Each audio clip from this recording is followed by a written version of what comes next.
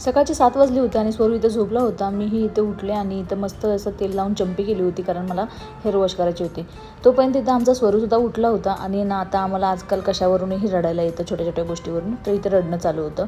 सकाळी उठल्या उठल्या दूध गरम करायला ठेवलं, पण दूधच खराब झालं होतं आणि स्वरूला सकाळी उठल्या उठल्या खूप जास्त भूक लागते. मग इथं चहा आणि त्याला कोरा चहा आणि चपाती दिली. त्याच्यानंतर छान अशी देवपूजा वगैरे करून सर्व आवरून घेतली घरातली कामं आणि दुपारच्या जेवणाला छान असं डाळ भात आणि बेसनाची पोळी होती.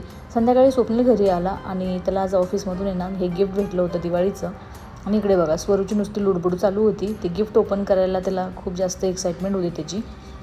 तर ह्यावेळी मलासुद्धा एक्साइटमेंट होती की नक्की काय भेटलं आहे गिफ्ट. तर गिफ्टमध्ये आहेत ना हे छान असे 2 ग्लास भेटले होते, जे की खूप छान होते डेली यूजसाठी वगैरे.